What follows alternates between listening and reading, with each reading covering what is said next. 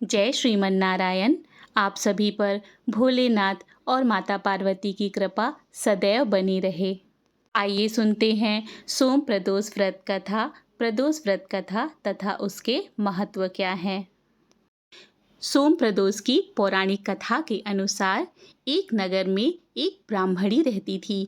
उसके पति का स्वर्गवास हो गया था। अब उसका कोई आश्रयदाता नहीं था। इसीलिए प्रातः होते ही सुबह सुबह वह अपने पुत्र के साथ भीख मांगने के लिए निकल पड़ती थी। भिक्षा में उसे जो भी मिलता था ना, उसी से वो अपना और अपने बेटे का पेट पालती थी।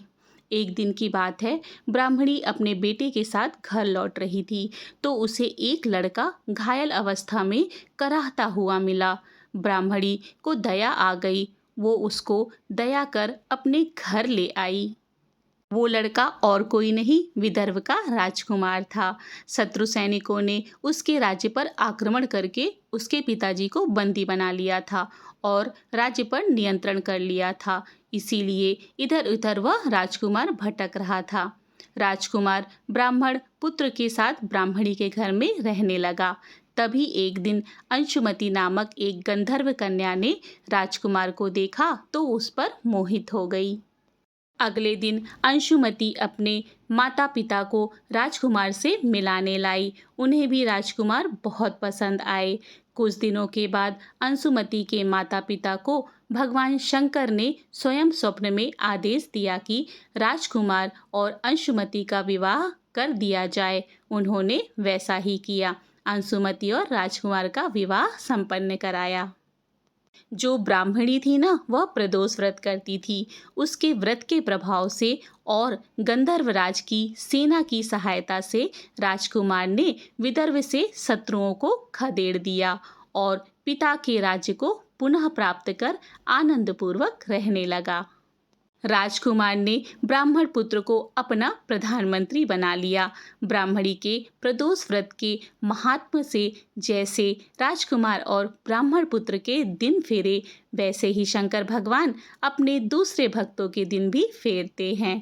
अतः सोमवार प्रदोष का व्रत करने वाले सभी भक्तों को यह कथा अवश्य पढ़नी या फिर सुननी चाहिए। इति श्री सोम प्रदोष व्रत कथा। अब आइए जानते हैं सोम प्रदोष के व्रत का क्या महत्व है। सोम प्रदोष व्रत का सभी प्रदोष व्रत में अधिक महत्व बताया जाता है। धार्मिक मान्यताओं के अनुसार प्रत्येक माह की त्रयोदशी तिथि में सायंकाल को प्रदोष काल में प्रदोष व्रत का पूजन किया जाता है। मान्यता है कि प्रदोष के समय महादेव कैलाश पर्वत के रजत भवन में इस समय नृत्य करते हैं और देवता उनके गुणों का स्तवन करते हैं। ऐसे में जो भी जातक यह व्रत करते हैं, भोलेनाथ की कृपा से उनकी सभी मनोवांछित कामनाओं की पूर्ति होती है। मान्यता है कि सोमवार के दिन प्रदोष व्रत को करके जो भक्त प्रदोष काल के समय भगवान शिव की पूजन करते हैं, उनके सभी पाप शिव जी नष्ट कर देते हैं और शिव भक्ति को प्राप्त भक्त उत्तम स्थान और सुख को पाता है, जैसा कि सोम प्रदोष व्रत की कथा में बताया गया है। अब आइए जानते हैं सोम प्रदोष की पूजा विधि क्या है। सुबह ब्रह्म मुहूर्त में उठें, घर की सफाई करके स्नान करके स्वच्छ वस्त्र धारण करें, हाथ में जल लेकर व्रत का संकल्प करें कि आप पूरे दिन व्रत रखकर प्रदोष काल में शिव पार्वती की पूजा करेंगे। घर के मंदिर में या फिर शिव मंदिर में शिवलिंग पर जल चढ़ाएं, बेलपत्र, धतूरा, अक्षत, धूप, दीप आदि से सामान्य पूजन करें। पूरे दिन निराहार रहें। यदि संभव ना हो तो फलाहार कर सकते हैं, जिसमें अनाज और नमक का सेवन वर्जित होता है। पूरे दिन मन में शिव पार्वती का स्मरण करते रहें। सूर्यास्त से ठीक पहले या प्रदोष काल के प्रारंभ में एक बार फिर से स्नान करें और स्वच्छ वस्त्र धारण करें। पूजा स्थान को साफ करके गंगा जल से शुद्ध करें। उत्तर पूर्व दिशा में मुंह करके बैठ जाएं। यदि संभव हो तो गाय के गोबर से मंडप बनाएं और 5 रंगों से रंगोली सजाएं। एक चौकी पर भगवान शिव, माता पार्वती, गणेश, कार्तिकेय और नंदी की प्रतिमा या फिर चित्र स्थापित करें। यदि शिवलिंग है तो उसकी पूजा भी कर सकते हैं। शिवलिंग का पंचामृत अर्थात दूध, दही, घी, शहद, गंगा जल से अभिषेक करें।